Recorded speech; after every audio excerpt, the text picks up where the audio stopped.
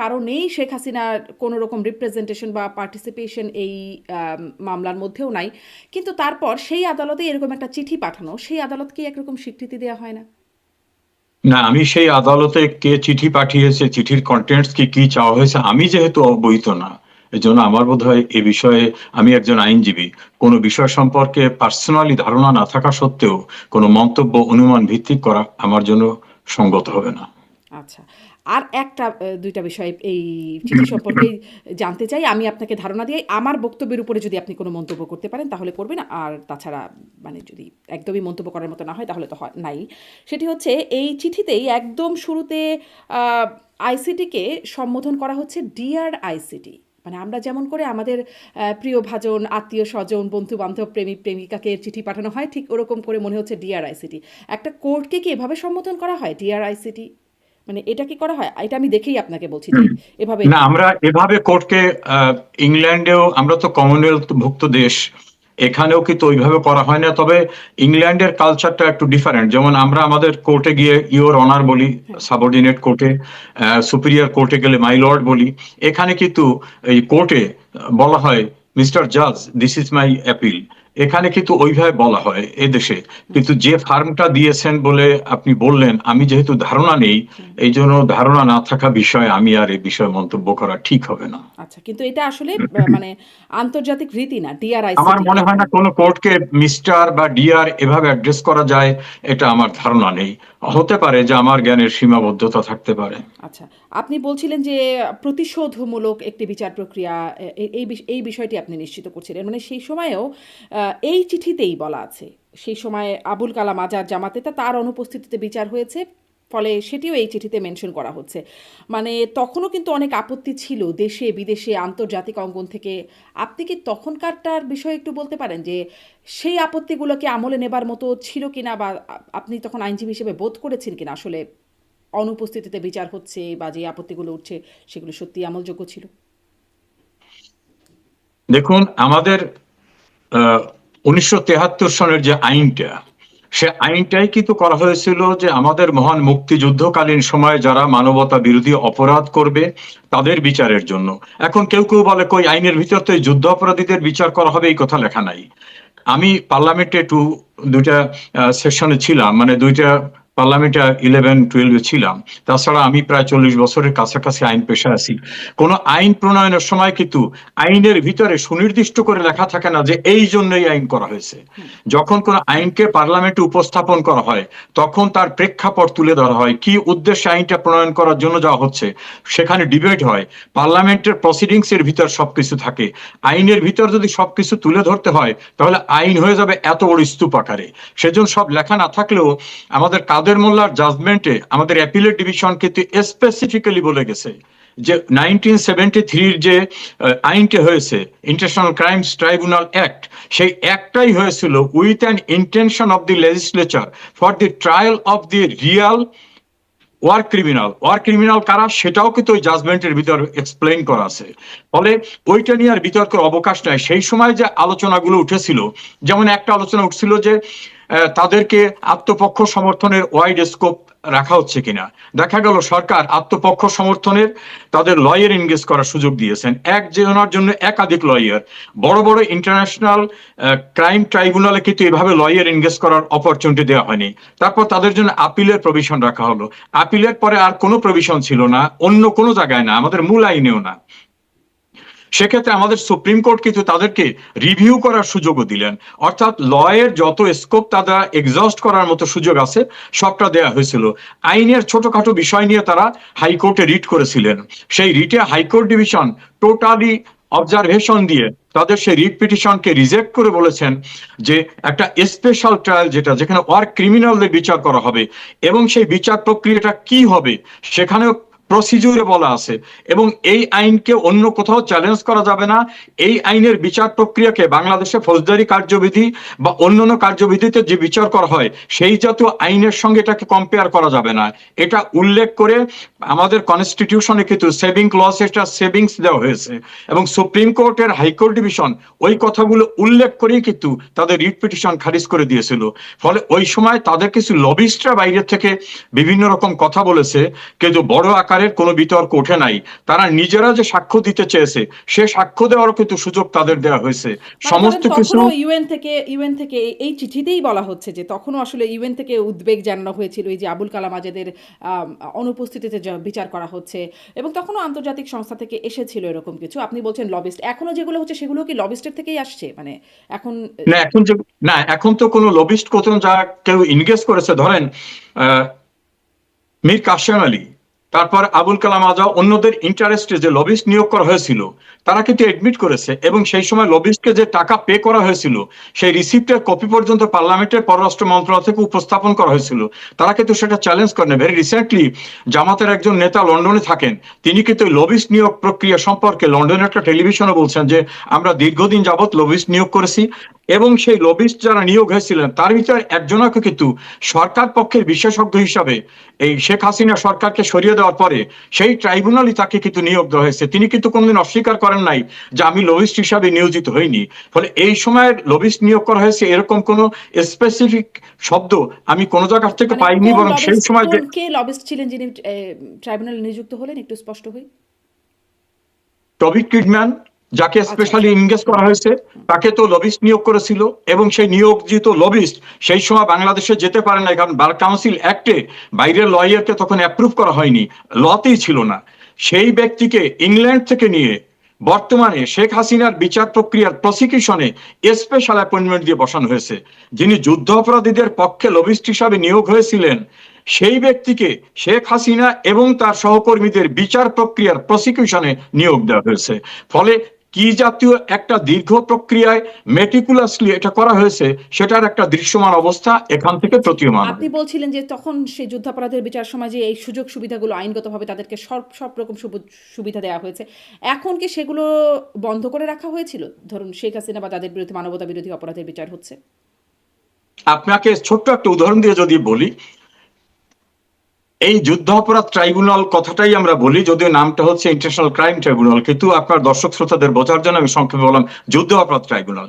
তো সেইখানে বিচারক হিসাবে যারা নিয়োজিত হবেন তাদের কোয়ালিফিকেশন থাকতে হবে হাইকোর্ট জজ অথবা হাইকোর্ট জজ হওয়ার উপযুক্ত হতে হবে।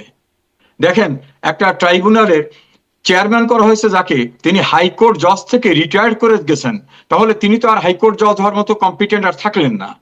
রিটায়ার্ড করা ব্যক্তিকে এনে সেখানে বসিয়ে দেওয়া হয়েছে, এবং সেই ব্যক্তিকে, যিনি একজন যুদ্ধ অপরাধী সালাউদ্দিন কাদের চৌধুরী লয়ার হিসাবে অ্যাপিলেট ডিভিশনে গিয়ে অ্যাপিয়ার করছিলেন হাইকোর্ট জজ হিসেবে রিটায়ার্ড করার পরে, দ্বিতীয় ট্রাইব্যুনালের যিনি চেয়ারম্যান তিনি ডিস্ট্রিক্ট জাজ থেকে রিটায়ার্ড করে একটা প্রাইভেট ইউনিভার্সিটিতে জয়েন করেছেন, মানে লিগ্যাল প্রফেশনের যে কন্টিনিউশনটা থাকে সেটা না থাকা সেই ব্যক্তিকে এনে সেখান থেকে এনে বসিয়ে অ্যাপয়েন্টমেন্ট দিয়েই তাকে ট্রাইব্যুনালের চেয়ারম্যান করা হয়েছে। এখন আইন হচ্ছে তিনি হাইকোর্টের জজ হবেন অথবা হাইকোর্টের জজ হওয়ার জন্য কম্পিটেন্ট হবেন। এখন হাইকোর্টের জজ বলতে আমাদের হাইকোর্টে কিন্তু প্রায় 100-র কাছাকাছি জজ আছে, তাদের কেউকে না দিয়ে এই যে যিনি ইউনিভার্সিটির টিচার হিসাবে ডিন হিসাবে জয়েন করছিলেন রিটায়ার্ড করার পরে, তাকে নিয়ে আসার পরে সেই ব্যক্তিকে, তখন কিন্তু তিনি এডিশনাল জজ, পূর্ণাঙ্গ জজ না, আর্টিকেল 95 অনুযায়ী, অর্থাৎ তিনি হাইকোর্টের জজ হওয়ার জন্য যে কনফার্মেশনের জন্য তার পারফরমেন্স শো করতে হবে, একটা জাজমেন্টও তিনি কোনদিন হাইকোর্টে দেননি।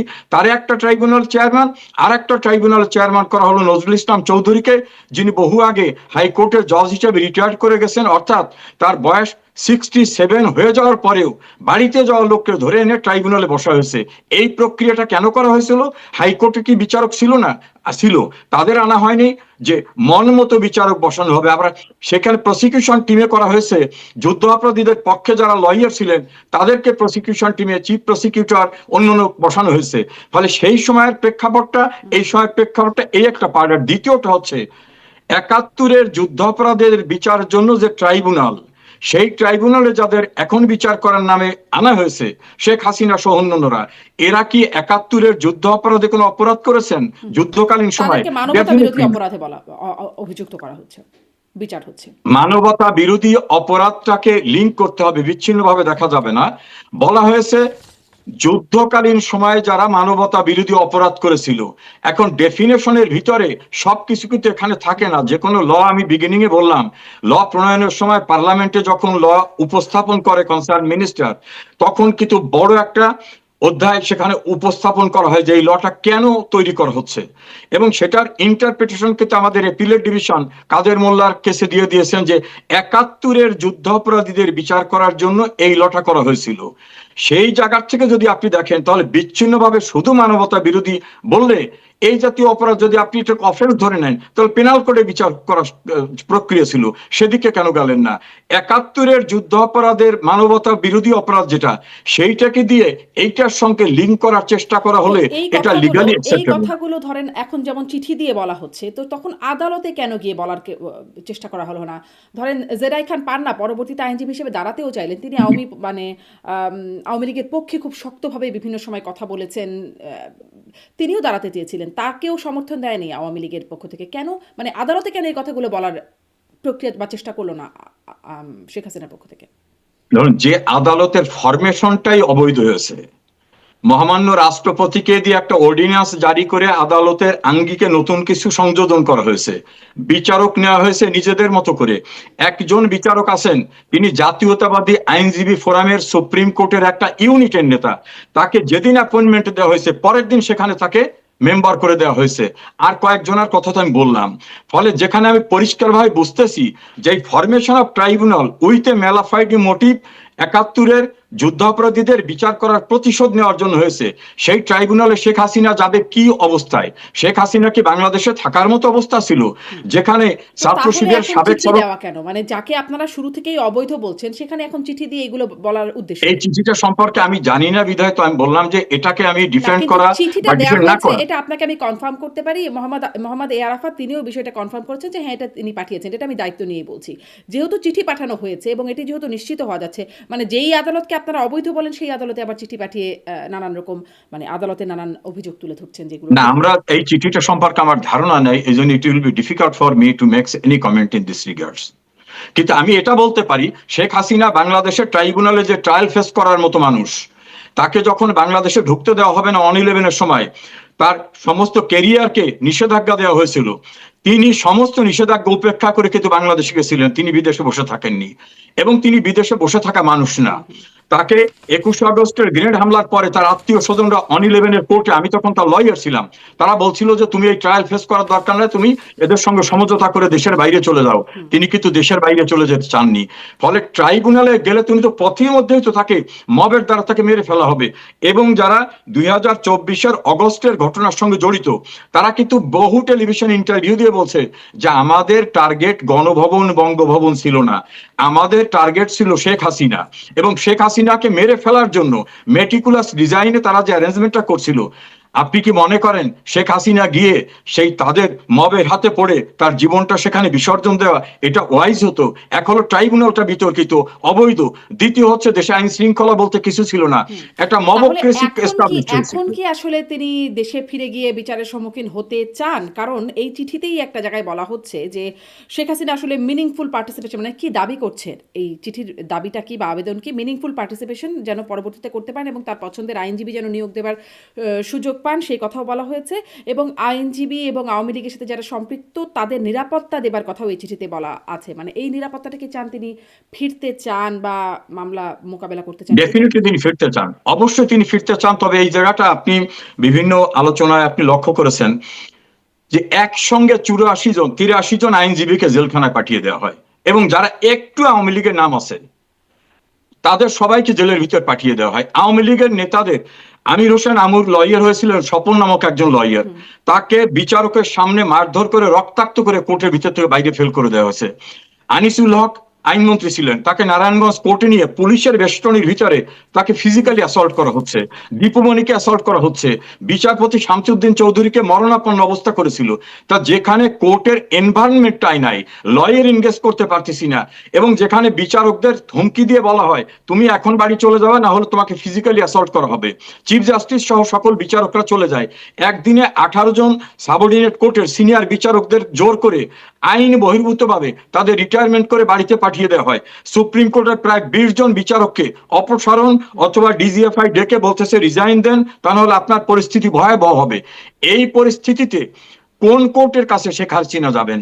তিনি শেখ হাসিনা দেশে যেতে চান, তিনি ইনগেজ করতে চান তার লয়ারকে, কিন্তু ধরেন যদি সেটি সেই তো আপনি ৫ই অ্যাটমসফিয়ারটা থাকে। আগস্টের পরের অবস্থা বলছেন। তখন আসলেই একটা মব কালচারের অবস্থা আমরা সারা মানে দেশে বিদেশি মিডিয়াতে আলোচিত হয়েছে। কিন্তু এখনকার পরিস্থিতির কথা বলছি যে সরকার পরিবর্তন হয়েছে বা আস্তে, আস্তে পরিস্থিতি ঠান্ডাও হয়ে এসেছে।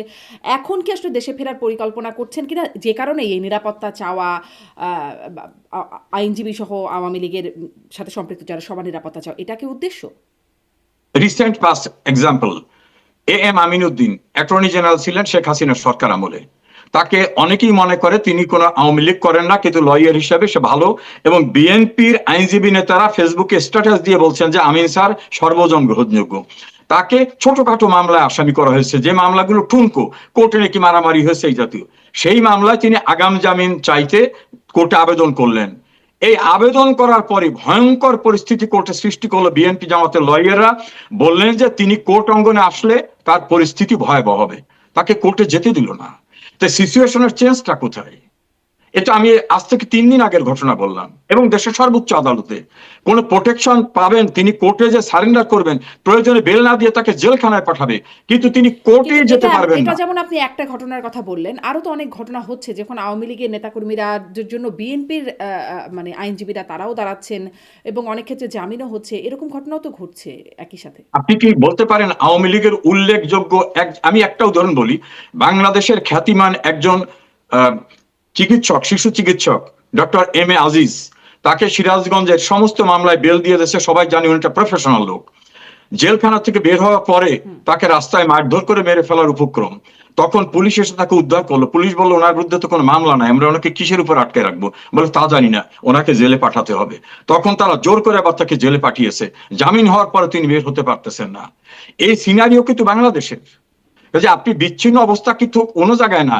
আপনি উল্লেখযোগ্য একজন নেতার কথা বলেন যে আওয়ামী লীগের কোন নেতা বা একটা ইউনিটের কেউ বের হয়ে আসতে পারছে, এরকম দৃষ্টান্ত কিন্তু নাই। আমি সুপ্রিম কোর্টের লয়ার, আমি প্রতিনিয়ত বার কাউন্সিলে ছিলাম, সারা বাংলাদেশের কোর্ট কাছারি সম্পর্কে জানি। আমাদের সুনামগঞ্জে শহীদ মিনারে ফুল দিতে যাওয়া 27 জন আইনজীবীর বিরুদ্ধে মামলা করে 2 জনাকে স্পট থেকে ধরে নিয়ে গেছে লয়ারকে। কাজে লয়াররাও কোথাও নিরাপদ না। তো শেখ হাসিনা তো অনেক দূরের কথা। জি। এখন ধরেন পথটা নিশ্চয়ই কণ্টকাকীর্ণ। ধরেন আপনারা যখন ক্ষমতায় ছিলেন তখন বিএনপি এবং জামায়াতের জন্যও আসলে পথটা কণ্টকাকীর্ণ ছিল। অনেক মামলায়, হয়রানিমূলক মামলায় প্রতিদিন মানে বিএনপি নেতারা বলেন যে আদালতে বিচারক উপস্থিত না থাকলেও তাদেরকে আসলে যেতে হতো সবসময়, আদালতের বারান্দায় তারা থাকতেনই। এই অবস্থায় তারাও ছিলেন। ফলে পথ যে খুব সুগম হবে তা তো না। কিন্তু এর মধ্যে দিয়ে আপনারা অ্যাপ্রোচ করবেন কিনা, আপনাদের মামলাগুলোর জন্য কাজ নিশ্চয়ই করছেন বা কিভাবে করছেন সেটাও একটু জানতে চাই। এই সাথে, সাথে আপনারা মানে দেশে ফেরার প্রক্রিয়ার জায়গাটাও জানতে চাই। মামলাগুলো কি আগাতে যাচ্ছেন এবং আওয়ামী লীগের উপর যে নিষেধাজ্ঞা, মানে রাজনীতির উপর যে নিষেধাজ্ঞা, সেটির জন্য ওঠানোর জন্য আপনারা আদালতে কোনো দাবি করবেন কিনা, আবেদন করবেন কিনা? দেখুন, এক একটা করে আসি। প্রথম হচ্ছে, সেই সময় বিএনপির কোন নেতারা কোর্টে যেতে পারেন নাই এমন কোন দৃষ্টান্ত কোথাও নাই। মির্জা ফখরুল ইসলাম আলমগীর থেকে শুরু করে বিএনপির নেতা সমবিহারে 150-200 কর্মী নিয়ে আদালতে গেছেন, আদালত থেকে বেরিয়ে আসছেন, নিম্ন আদালতে বেল না পালে হাইকোর্টে পেয়েছেন, সুপ্রিম কোর্টে পেয়েছেন। এমনকি আমিও বিএনপির অনেক নেতাদের তখন লয়ার হিসেবে ইনগেজ ছিলাম, মামলা করেছি। কোন আদালতে তারা যেতে পারবেন না, আবেদন করতে পারবেন না। এই জাতীয় ঘটনা কিন্তু বাংলাদেশের ইতিহাসে এই মবক্রেসি ইউনূস জামানা এবং তার পরবর্তীতে এখন যেটা হচ্ছে, এর বাইরে কিন্তু কোথাও হয়নি। ফলে আমরা অ্যাটমসফিয়ারটা চাচ্ছি। সেই সময়ের পরিস্থিতিতে অনেক মিথ্যা মামলা হয়েছে, সেটা অস্বীকার করার কিছু নাই। নানাভাবে মিথ্যা মামলা অনেকে করতে পারে, অনেক ঘটনার সঙ্গে রং ইনফরমেশন আসে। যেমন একটা মামলার কথা বলি, মৎস্য ভবনের সামনে একটা মামলা হয়েছিল। সুপ্রিম কোর্টের বারের প্রেসিডেন্ট খন্দকার মাহবুব হোসেন সহ অন্যান্যরা আসামি হয়েছিলেন। সেই মামলার আমি তাদের পক্ষে স্ট্যান্ড নিয়েছিলাম। সেই মামলার তদন্ত করে পুলিশ বলেছে এই ঘটনায় তারা জড়িত ছিল না, যারা মামলা করেছে এটা সঠিক না। এটি এখন কি সেই সিনারিও? একটা দৃষ্টান্ত দেখাতে একটু পারবেন? ছোট্ট করে মাঝখানে জিজ্ঞাসা করে, আপনি তাদের পক্ষে যেমন স্ট্যান্ড নিয়েছিলেন, একটা ভুয়া বা মামলা হয়েছিল সেই ক্ষেত্রে, এখন আপনার পক্ষে কি এরকম তারা কেউ স্ট্যান্ড নিচ্ছেন কিনা, তারা আপনার সহকর্মী? আমাদের সহকর্মী বলে এম আমিনউদ্দিন, যার দ্বারা অনেকে উপকৃত হয়েছেন। বিএনপির নেতারা ফেসবুকে লিখতেছেন যে আমিনউদ্দিন আওয়ামী লীগের অ্যাটর্নি জেনারেল হওয়া সত্ত্বেও তিনি আমাদের এইভাবে উপকার করছেন, কিন্তু তিনি কোর্টে আসলে ফ্যাসিস্ট আসা হবে, তাকে আমরা কোর্টে ঢুকতে দেবো না। তা আমার অবস্থা তো আর কি হতে পারে? সিনারিওটা এরকম। আমরা আশা করি একটা রাজনৈতিক সরকার ক্ষমতায় আসছে, আমরা আশা করি যে তারা অন্তত বিচার প্রক্রিয়াটাকে নিয়ন্ত্রণ করবেন না, বিচার প্রক্রিয়াটাকে ইন্ডিপেন্ডেন্টলি চলার সুযোগ করে দেন। আমরা যাব, আমরা সেখানে আমাদের অবস্থানটা তুলে ধরবো আদালতের কাছে। আমার বিশ্বাস যে ন্যায়সঙ্গত বিচার ব্যবস্থা যদি থাকে, আমরা সবাই যারা টুকটাক বাইরে আছি সবাই ফিরে গিয়ে আমরা কন্টেস্ট করতে চাই। এজন্য আমাদের নেত্রী বঙ্গবন্ধু কন্যা শেখ হাসিনা তিনিও দেশে ফিরে যাওয়ার জন্য উদ্গ্রীব, কিন্তু দেশে যাওয়ার আগে, কোর্টে যাওয়ার আগে প্রতিমধ্যে তাকে মেরে ফেলবে না, প্রতিমধ্যে তিনি মবের দ্বারা ভয়ঙ্কর পরিস্থিতির মুখোমুখি হবেন না, এই গ্যারান্টিটা কে দেবে? সেই গ্যারান্টিটা আমরা নির্বাচিত সরকারের কাছে আশা করি। জি, মানে বিচার প্রক্রিয়া নিয়ন্ত্রণ করবেন না এই আশ্বাসটা আপনারা চান এই সরকারের কাছে, মানে একদম নিয়ন্ত্রণ করার, আপনাদের সময়ও তো বিচার প্রক্রিয়া নিয়ন্ত্রিতই ছিল, এখন সেরকম একটা পরিস্থিতি চান নাকি তার চেয়েও ভালো কিছু আপনারা এই সরকারের কাছে আশা করছেন? শারমিন, আপনি বাংলাদেশের অনেক কিছুর সঙ্গে ওয়াকিবহাল। আমি একটা উদাহরণ দিই। 2 বছরের জন্য বিচারক নিয়োগ করা হয় সুপ্রিম কোর্টে। 2 বছরে তার পারফরমেন্স অ্যাসেস করা হয় যে তিনি অতিরিক্ত বিচারপতি হিসাবে কি কি ভালো কাজ করলেন, তাকে কনফার্ম করা যাবে কিনা। যদি কনফার্ম করার মতো না হয় তাকে বাদ দেওয়া হয়, অথবা তাকে আর 1 বছর এক্সটেনশন দেওয়া হয়। আপনি বাংলাদেশের ইতিহাসে না, ভারত উপমহাদেশের ইতিহাস শুনেছেন যে 2 বছরের জন্য নিয়োগ দেওয়া বিচারকদের 1 বছরের মাথায় কনফার্ম করে দিচ্ছে। ইতিমধ্যে অনেক কোনো জাজমেন্টই দেয় নাই। এবং তারা কারা? যেহেতু তারা কনফার্ম হয়েছে, আমি একজন আইন অঙ্গনের মানুষ, কনফার্ম বিচারকের প্রতি আমি সম্মান রেখে বলছি, তাদের নিয়োগটাও ছিল সম্পূর্ণরূপে পলিটিক্যাল নিয়োগ। কিন্তু 2টা বছর পর্যন্ত তারা তার যোগ্যতার প্রমাণ দেওয়ার আগেই তাদের কনফার্ম করে ফেলা হচ্ছে। সেই ব্যক্তিদের বসিয়ে রেখে সিনিয়র বিচারকদেরকে অপেক্ষাকৃত কম গুরুত্বপূর্ণ দায়িত্ব দেওয়া হচ্ছে, এবং অধিকাংশ বিচারকদেরকে জোর করে তাড়িয়ে দেওয়া হচ্ছে, রিজাইন দিতে বাধ্য করা হচ্ছে। এই সিনারিওটা তো আমাদের সময় ছিল না। ছিল তো। দেখেন, আমি একটু সরি, তখন আমি তৎকালীন chief justice S K Sinha, তাকে তো আমি একটা তাকেও উদাহরণ তো শুধু আপনাকে ডিজিএফআই বলি। সেখানেও তো কিছু ইনভলভমেন্ট ছিল, তার চলে যাওয়াটাও তো আমি মানে আমি সুস্থ আপনার ছিল এই না। প্রসঙ্গটা যাব, আমি আপনার সঙ্গে। তৎকালীন প্রধানমন্ত্রী শেখ হাসিনার বিরুদ্ধে 3টি কন্টেম্পট মামলা হয়েছিল। একটা অ্যাপিলেট ডিভিশনে, হাইকোর্ট ডিভিশনে, একটা ছিল জাস্টিস সৈয়দ আমিরুল ইসলামের কোর্টে, আর একটা জাস্টিস এম হকের কোর্টে। তখন কিন্তু তিনি সিটিং প্রাইম মিনিস্টার। এই বিচারকরা তাদের মতো করে জাজমেন্ট দিয়েছেন। তাদের একজন বিচারককেও কোর্ট অঙ্গনে যেতে পারবে না, রিজাইন দিতে হবে, এ জাতীয় পরিস্থিতির মোকাবেলা করতে হয় নাই। তবে জাস্টিস এস কে সিনহার কথাটা আপনি বলছেন, অবশ্যই এস কে সিনহার ঘটনাটা ডিফারেন্ট ছিল। আমি সেই ঘটনার অনেক প্রসঙ্গে অবজার্ভ করেছি, উইটনেস করেছি। যখন এস কে সিনহার কলিগরা, তার সহকর্মীরাই বললেন যে এই বিচারকের সঙ্গে আমরা কোনোভাবে কোর্টে বসবো না, কারণ তারা কিছু নৈতিকতা, অন্যান্য ডকুমেন্ট পেয়েছেন, তার উল্লেখ করে তারা বললেন উনি যদি থাকেন ওনার সাথে আমরা কোর্টে বসবো না। এবং সেই এখন কি সেই ডকুমেন্টগুলো সিনারি? পুরনো ডকুমেন্ট ছিল, সেই ডকুমেন্টগুলো ঠিক সেই সময় অ্যারাইজ করে নাই। আমি কথাটা বলছি যে, আমার কথাটা কিন্তু ওই জায়গায় না, আমি বলছি যে তার কলিগরা তার সঙ্গে বসতে চায় নাই, কিন্তু বিচারপতি ওবায়দুল হাসান শাহিন, চিফ জাস্টিস, তার কি কোনো কলিগ বলছিল যে আপনার সঙ্গে আমরা বসবো না, আপনি রিজাইন দেন? আইন উপদেষ্টা আসিফ নজরুলের প্ররোচনায় কোর্ট অঙ্গনে গিয়ে মব বাহিনী বলছে আপনার ফ্যামিলি রক্ষা হবে না, কোর্ট পুড়িয়ে দেবো, সুপ্রিম কোর্ট পুড়িয়ে দেবো, আপনার বাড়িঘর পুড়িয়ে দেবো, প্রয়োজন ফিজিক্যালি অ্যাসল্ট করব। এই পরিস্থিতি কি হয়েছিল কখনো আমাদের সময়? না, এই পরিস্থিতি হয়নি। টুকটাক যেটা ঘটেছে, আমি অস্বীকার করবো না, আমি ব্লাইন্ড না, সেটাও অনাকাঙ্ক্ষিত ছিল, সেটা হওয়া ঠিক হয়নি। জি, তাহলে আসলে এই জায়গাটায় আসি যে আপনারা তাহলে এখন আইনি সহায়তা খুব একটা পাচ্ছেন না দেশের আইন আদালতের কাছে, এখন খুব একটা আইনি সহায়তা পাচ্ছেন না সরকার পরিবর্তনের পরেও, মানে কোনো পরিবর্তন হয়নি? বরিশাল বার অ্যাসোসিয়েশনের একাধিকবারের নির্বাচিত প্রেসিডেন্ট এবং সেক্রেটারি তালুকদার মোহাম্মদ ইউনুস, তিনি একটা মামলায় কোর্টে গিয়ে বলছেন আমাকে জামিন দেন। সেই মামলার অন্যান্য আসামিরা আগেই জামিনে আছে। মামলা কি 2014 সালের ঘটনা, মামলা হয়েছে 2025-এ এসে 2014 সালের ঘটনা। কি রাস্তায় মারামারি হয়েছে, মারামারি, মার্ডার না। সেই মামলায় ম্যাজিস্ট্রেট দেখলেন যে আমাদের তো প্রিন্সিপাল আছে যে যদি কোনো সেম ফুটিং এর আসামি বেলে থাকে তাহলে অন্য আসামি entitled to be enlarged on bail, তাকে বেল দিলেন। পরের দিন সেই বিচারককে কি করা হয়েছে আপনি মিডিয়ায় দেখেছেন। কাজে এখন কোন বিচারক আমাদের নামগন্ধ আছে এমন কাউকে বেল দেওয়ারও দুঃসাহস রাখে না, কারণ বেল দিলে পরের দিন তিনিই থাকতে পারবেন না। চট্টগ্রাম ম্যাজিস্ট্রেসিতে একটা কমপ্লেন যাওয়ার পরে ম্যাজিস্ট্রেট বললো যে এটা ইনকোয়ারি করতে দিই, না আপনাকে ডাইরেক্ট এফআইআর করতে দিতে হবে। এরকম ভাবে ছিল তো কোর্ট টুকটাক এখন কিছু ইতিহাস। ডিকটেশনে তারেক চলছে। রহমানকে খালাস দেয়া সেই বিচারক, তাকে দেশ ছাড়তে হয়েছে, পরবর্তীতে তিনিও সেই বিষয়ে বিস্তারিত বলেছেন। মানে কিছু ঘটনা তো আপনাদের সময়ও ছিল, মানে আওয়ামী আমি লীগের কিন্তু সময়। আপনাকে বলছি যে কিছুই ঘটেনি, এটা কিন্তু আমি বলিনি। আমি বলছি যা ঘটেছে তার সেটা মাত্রা বেড়েছে। অনাকাঙ্ক্ষিত ছিল, কিন্তু এখন যেটা ঘটতেছে এই অবস্থা নিশ্চয় নেই। শেখ হাসিনার বিরুদ্ধে জাজমেন্ট দেওয়া বিচারকরা নির্বিঘ্নে কোর্ট করে ইন ডিউ প্রসেস তাদের বয়স শেষ হওয়ার পর রিটায়ারমেন্টে গেছেন। কেউ কোনো মামলায় পড়েন নাই। চিফ জাস্টিস খায়রুল হকের মতো হত্যা মামলায় হ্যান্ডকাপ দিয়ে তাদের কখনো কোর্টে নেওয়া হয়নি। এই দৃষ্টান্ত কিন্তু শেখ হাসিনার সময় হয়েছে।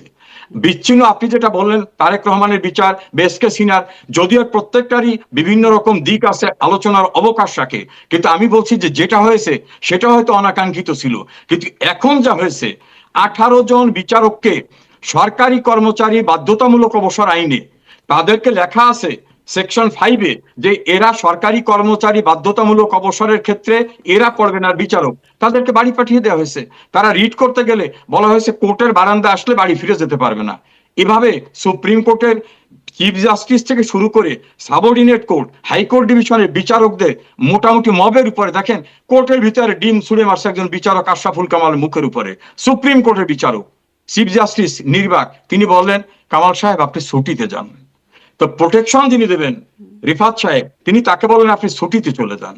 এই অবস্থাটা তো শেখ হাসিনার সময় কিন্তু হয়। এখন কি, আমি আমার সেটাই আমার বলছি। প্রশ্নটা এখানে, এখন কি পরিস্থিতির পরিবর্তন একদমই হয় নাই? মানে যা ছিল 5ই আগস্টের পরপর এখনো ঠিক তাই, নাকি একটু ভালো হয়েছে, আমরা নাকি মনে খারাপ হয়েছে? করেছিলাম, না আমরা মনে করেছিলাম পরিবর্তন হবে, কারণ যেভাবে নির্বাচন হোক, যদিও এই নির্বাচনে জামাত বলে ভোট কারচুপি হয়েছে, বিএনপির নেতারা বলে ভোট কারচুপি হয়েছে, দুই পক্ষই বলে ইঞ্জিনিয়ারিং হয়েছে, তারপরেও আমরা মনে করি এটা পলিটিক্যাল গভর্নমেন্ট আসছে, পরিস্থিতি স্বাভাবিক হবে, অন্তত পলিটিক্যালি কম্পিটিশন হোক, পলিটিক্যালি কন্টেস্ট হোক। সেই জায়গায়ও দেখলাম দেশের অ্যাটর্নি জেনারেলকে কোর্টে যেতে দেওয়া হবে না। এ কথা যদি তারা প্রকাশ্যে বলেন এবং সেখানে ল এনফোর্সিং এজেন্সি কোনো ব্যবস্থা না নেয়, সরকার কোনো ব্যবস্থা না নেয়, চিফ জাস্টিস কোনো ব্যবস্থা না নেয়, তাহলে তো আমি কোর্টে ঢোকার আগেই মবের শিকার হয়ে অ্যাটর্নি জেনারেল যদি কোর্টে রিয়েলি যাওয়ার চেষ্টা করতেন, তাহলে মবের শিকার হয়ে তিনি মারা যেতেন না, এই গ্যারান্টি কে দেবে? কাজে আমরা যেটা এক্সপেকটেশনটা, আমরা এখন সেটা দেখছি না, কিন্তু আমরা আরো প্রত্যাশা করি। জি, আপনারা প্রত্যাশা করেন। এখন আরো একটা মানে আরেকটা আইনের আরেকটা জায়গায় দেখা যাচ্ছে যে 1/11 যারা কুশীলব ছিলেন তারা একে একে গ্রেপ্তার হচ্ছেন। ইতিমধ্যে 3 জনকে গ্রেপ্তার করা হয়েছে। Lieutenant general Masud Uddin Chowdhury, lieutenant general Khaled Mamun এবং সবশেষ লেফটেন্যান্ট কর্নেল বরখাস্ত আফজাল নাসের, এই 3 জন গ্রেপ্তার হয়েছেন। তাদেরকে রিমান্ডে জিজ্ঞাসাবাদ করাও হচ্ছে। এবং সেই সময় তো আসলে যেমন বর্তমান প্রধানমন্ত্রী তারেক রহমান, তার ভাই অকথ্য নির্যাতনের শিকার হয়েছেন, বিএনপি নেতারা এবং আওয়ামী লীগের সিনিয়র নেতারা থেকে বিভিন্ন পর্যায়ের নেতারা আসলে নির্যাতনের শিকার হয়েছেন। এখন যে তাদেরকে গ্রেপ্তার করা হচ্ছে, আপনারা কি সন্তুষ্ট? মানে আপনারাও তো নির্যাতনের শিকার হয়েছেন সেই সময়, এখন তারা। দেখুন, আমি একজন লয়ার, যদি সেই অপরাধে তাদেরকে গ্রেপ্তার করা হয় আমি কোনোভাবেই এটার এগেনস্টে না। আমি মনে করি যারাই অবৈধভাবে ক্ষমতা দখলদার, যারা ইউজার বার, মানে যার এখতিয়ারই ছিল না ওই দায়িত্ব পালন করার, তারা যে পারবে না, এটা কিন্তু 5th অ্যামেন্ডমেন্ট মামলায়, 7th অ্যামেন্ডমেন্ট মামলায় আমাদের সুপ্রিম কোর্টও বলছে, যার এখতিয়ার ছিল না ক্ষমতা দখল করার, ক্ষমতা এক্সারসাইজ করার। এই যে এরশাদের এবং জিয়াউর রহমানের ক্ষমতা দখল, মোস্তাকের, এই বিষয়ে জাজমেন্ট হয়ে গেছে, সেই সময়ের অপরাধে তাদের গ্রেফতার করছে না, কেউ কেউ ধরতেছে মানব পাচার আইনে। আপনি কি জানেন 11 সংক্রান্ত মামলা কিন্তু হয়নি এখনো, বাইরে আলোচনা, পত্রিকায়, মিডিয়ায়, ফেসবুকে, কিন্তু সেই 11 ঘটনায় তো যারা কুশীলব ছিল তাদের তো অ্যারেস্ট করা উচিত। সেই সময় 11কে যারা উস্কে দিয়ে গণতান্ত্রিক প্রক্রিয়ার বাইরের পরিবেশ সৃষ্টি করেছিলেন, সেই সময় যে রাষ্ট্রপতি, তিনি আইন ভঙ্গ করে নিজেই কেয়ারটেকারে চিফ হয়ে গেছিলেন প্রফেসর ইয়াজউদ্দিন আহমেদ, খেয়াল আছে আপনার নিশ্চয়ই। এবং তারা 22শে জানুয়ারি নামক একটা নির্বাচন তোলার চেষ্টা করেছিল। এই যে ইউনূস, তিনি নাগরিক শক্তি নামক একটা দল গঠন করে পত্রিকায় বিবৃতি দিয়েছিলেন, তিনি মানুষকে পাননি। অর্থাৎ অগণতান্ত্রিক প্রক্রিয়াটাকে সেই সময় যারা বিভিন্নভাবে প্রত্যক্ষ পরোক্ষভাবে করেছিল, যার খেসারত শেখ হাসিনা, খালেদা জিয়া, তারেক রহমান সহ আমাদের অনেককে দিতে হয়েছে, তাদের সবাইকে বিচারের আওতায় আনা উচিত, পিক অ্যান্ড চুজ না। আমি মনে করি এটা আনলে ভবিষ্যতে কেউ অবৈধ ক্ষমতা তো দখল কেন করার আওয়ামী লীগের সময় আনা হলো না? তার পরপরই তো আওয়ামী লীগ ক্ষমতায় আসলো, তার তখন কেন একদম বেমালুম সব এগুলো ভুলে যাওয়া হলো? কেউ মামলা কেন করলো না? না, মামলা কেন করেনি এই বিষয় তো আমি বলতে পারবো না কেন করেনি। তবে তখনও কিন্তু পার্লামেন্টে এই 11 কুশীলবদের নিয়ে অনেক বক্তব্য উঠেছিল, বিভিন্ন অত্যাচারিত ব্যক্তিরা কথা বলেছিলেন, মহিউদ্দিন খান আলমগীর, শেখ সেলিম, অনেকেই কথা বলেছিলেন। এখন কেন মামলা হয়নি সেই সময়ের ব্যক্তিদের বিরুদ্ধে, দ্যাট ইজ ডিফারেন্ট পার্ট। এইটার জবাবটা আমি দিতে পারবো না, তবে একজন নাগরিক হিসাবে, একজন লয়ার আপনিও হিসাবে আওয়ামী আমি লীগের মনে আইন করি বিষয়ক সম্পাদক ছিলেন, মানে আওয়ামী লীগ তখন ক্ষমতায় চলে আসলো এবং তখন আওয়ামী লীগের নেতারা, বিএনপি নেতারা, মানে রাজনীতিবিদ এক কথায় নির্যাতিত যারা হলেন এবং ব্যবসায়ীরা নির্যাতিত হলেন, তো তাদের বিরুদ্ধে আপনি এখন বলছেন যে কুশীলবদের বিরুদ্ধে মামলা হওয়া উচিত এবং সেই অপরাধেই মামলা হওয়া উচিত, মানব পাচার বা ওই 24-এর হত্যা মামলায় না, সেই অপরাধেই। তো সেই অপরাধ তো তখনও ছিল, বরং তখন একদম গরম গরম অপরাধ ছিল, তখন কেন করা হলো না? আপনার কাছে তার ব্যাখ্যা আছে কিনা? দেখুন, তখনকার ব্যক্তির আমার কাছে কোনো ব্যাখ্যা নাই। আমি সবসময়, আমি বাংলাদেশের যত টেলিভিশনে গিয়েছি, অনেক আর্কাইভ খুঁজলে দেখা যাবে আমি তীব্রভাবে কথা বলছি। তখন আমি মাননীয় প্রধানমন্ত্রী শেখ হাসিনা, ওবায়দুল কাদের সহ অনেকের লয়ার ছিলাম, এমনকি বিএনপির কারারুদ্ধ অনেকের লয়ার ছিলাম। আমি সে সময় এই অবৈধ প্রক্রিয়ার কথা বলেছি, কিন্তু আমি শিওর না, আমার শোনা কথা যে সেই 111-এর কুশীলবদের অনেকেই বিভিন্ন জায়গায় তখন বিরাজমান ছিল। যেমন মঈন আহমেদ সেনা প্রধান পদে বহাল ছিলেন, তারপর দেখবেন ওই ইকবাল করিম ভুইয়া সহ অনেকেই অনেক জায়গায় ছিলেন। তাদেরকে একসঙ্গে সবকিছু ধরতে যাওয়ার মতো পরিস্থিতি ছিল কি ছিল না আমি জানি না, তবে আমি মনে করি তখনইও ধরা উচিত ছিল, আমি মনে করি। আচ্ছা, তখন না ধরাটা তাহলে একটা ভুল বিষয়, মানে কোনো মামলাই হয়নি অবশ্য তখন। হতে পারে, আচ্ছা, শুধু আমার মামলা যে জায়গা থেকে আমি, হয়নি তা তো না।